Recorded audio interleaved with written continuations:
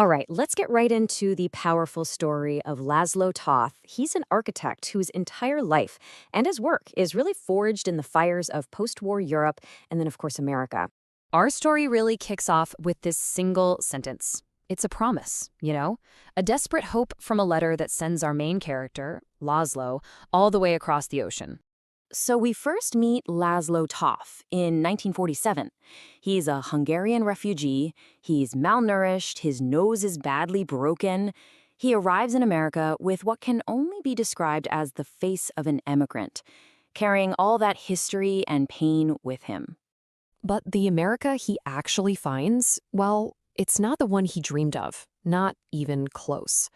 The promise of the Statue of Liberty and a new beginning just crashes head-on with a really grim, really unforgiving reality. He is completely displaced, a man without a country, just adrift in the sea of strange faces at the Hebrew Immigrant Aid Society. He's totally alone. And his feeling of dislocation, it runs so deep that in a brothel, he finds himself, unable to perform. And this leads to a moment of just brutal, painful honesty. Wow. I mean, what's so powerful about this exchange is how it just strips everything away, right? There's no pretense left. It just reveals the absolute depth of how broken he feels. But just as he hits what feels like rock bottom, a single piece of news comes through, and it changes absolutely everything. Can you imagine hearing that? The news that his wife is alive, that his family is alive. It literally causes his knees to buckle. It's this moment of just overwhelming emotional release. And suddenly, he has a purpose again. So he's living in his cousin's storeroom, surrounded by furniture that, frankly, he finds pretty mediocre. But his true nature, the architect inside him, it starts to resurface. He begins sketching again. It's this incredible testament to an unbreakable spirit that sees design not as a luxury, but as something essential. And this moment, it really highlights a core conflict that's going to define his whole career. It's his clash between work that is just functional and commercial versus his own deeply personal, uncompromising artistic vision. He just can't turn it off, even when it causes friction with the very people who are trying to help him. And this artistic integrity, this refusal to compromise, it soon leads to a really pivotal turning point.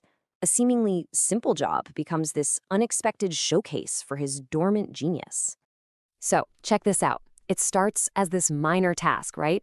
Just build some shelves. But László doesn't just build shelves. No, he sees the potential of the whole room, and he guts it, risking the client's absolute fury for a chance to bring his vision to life.